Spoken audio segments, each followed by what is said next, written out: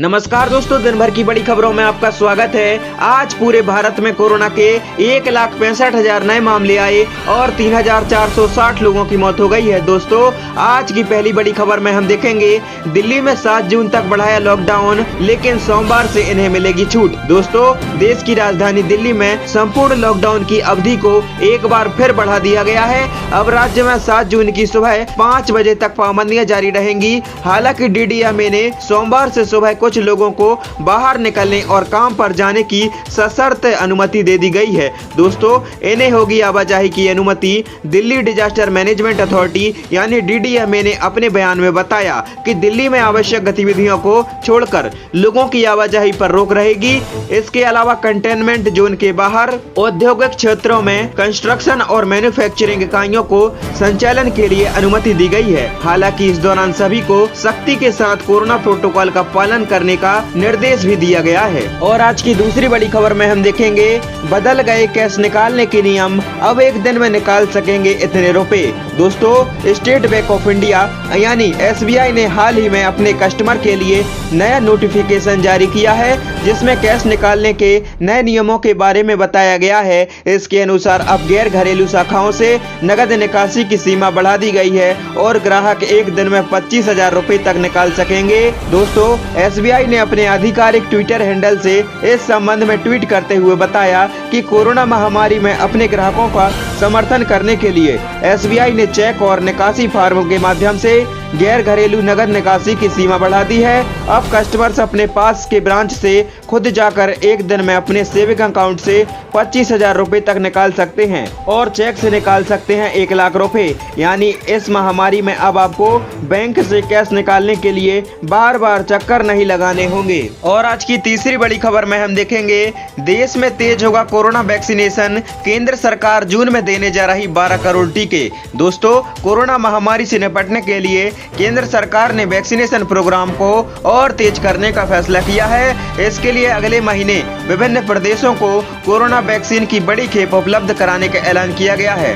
दोस्तों, फ्री मिलेंगे 6 करोड़ 9 लाख टीके। स्वास्थ्य मंत्रालय ने कहा कि कोरोना के राष्ट्रीय टीकाकरण अभियान के तहत जून में देश के लोगों को 12 करोड़ टीके उपलब्ध करवाए जाएंगे।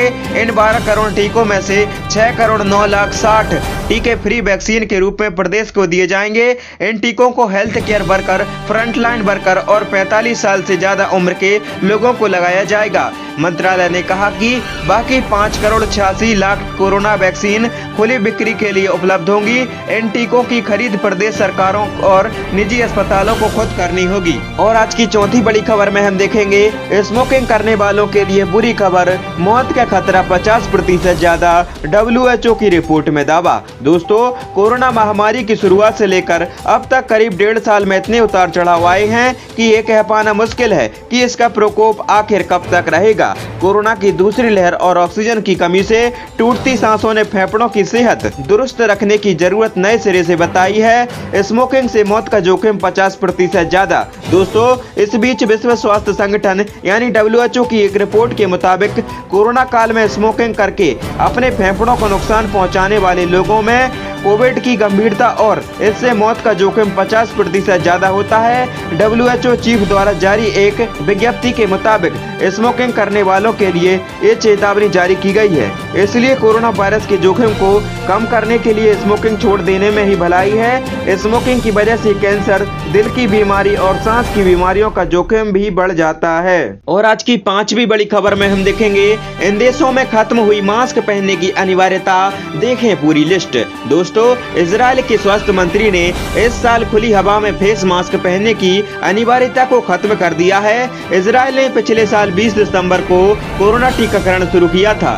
दुनिया में जिन देशों ने सबसे तेजी से टीकाकरण किया उनमें से इजराइल भी एक है। यहाँ कोरोना संक्रमण की कुल 8,39,000 मामले और 6,392 मौतें दर्ज की गई थी। दोस्तों, यहाँ के प्रधानमंत्री ने महामारी को बहुत अच्छे से हैंडल किया था, जिसके कारण अब यह देश भी लगभग मास्क फ्री हो गया है। अब यहाँ लोग केवल पब्लिक ट्रांसपोर्ट और फ्लाइट्स में ही मास्क पहनना पड़ता है। भूटान ने केवल 2 हफ्तों में अपनी 90% से ज्यादा वयस्क आबादी का टीका टीकाकरण कर दिया था। इस देश में भी अब मास्क लगाने की जरूरत नहीं है। दोस्तों, सरकार ने कहा कि ऐसे लोगों को घर में मास्क पहनना होगा जिनका खुद का और घर में किसी अन्य सदस्य का टीकाकरण नहीं हुआ हो। दोस्तों, जिस देश में कोरोना वायरस पैदा हुआ और पूरी दुनिया में फैला, वह चीन भी मास्क फ्री हो चुका है। साथ ही यहाँ सभी का टीकाकरण भी हो चुका है। यहाँ भी अब केवल हॉस्पिटल और पब्लिक ट्रांसपोर्ट में ही मास्क पहनना जरूरी है। और आज की छठवीं बड़ी खबर में हम देखेंगे, कोरोना प्रभावित परिवारों को मिल सकता है पेंशन स्कीम का फायदा, ESIC ने किया ये प्रावधान। दोस्तों, कोरोना महामारी के कहर से पूरा हिंदुस्तान जूझ रहा है। बहुत सारे परिवार ऐसे भी हैं जिन्होंने इकलौते कमाने वाले व्यक्ति को खो दिया है, जिसके बाद उन्हें चौतरफा मुसीबत झेलनी पड़ रही है। ऐसे परिवारों को सरकार भी मदद देने के लिए आगे आई है। तो ESIC ने भी अपने नियमों में कुछ अलग प्रावधान किए हैं ताकि ऐसे परिवारों को थोड़ी ही सही राहत तो मिल सके। दोस्तों, ESIC ने अपने पेंशन स्कीम में बदलाव किया है, जिसके बाद ESIC सभी रजिस्टर्ड डिपेंडेंट्स को पेंशन स्कीम का फायदा देगी। इसके अलावा EDLI और EPFO का भी उन्हें फायदा मिलेगा। दोस्तों, ESIC के नियमों के मुताबिक पेंशन में डेली बेस का 90% धन आश्रित लोगों को मिलेगा। अगर परिवार के कमाने वाले व्यक्ति की मौत कोरोना से हुई है तो ये नियम 24 मार्च 2020 से 24 मार्च 2022 के बीच हुई मौतों के मामले में लागू होगा। इस प्रस्ताव का श्रम मंत्रालय लगातार काम कर रहा था और इसकी घोषणा कर दी गई है। और आज की 7वीं बड़ी खबर में हम देखेंगे, क्या वैक्सीन लगवा चुके लोग अब भी फैला सकते हैं कोरोना वायरस, स्टडी में किया गया ये दावा। दोस्तों, जब अमेरिका के disease control and prevention centre ने मास्क पहनने के बारे में अपने दिशा निर्देश में बदलाव किया था तो कई अमेरिकी भ्रम की स्थिति में थे।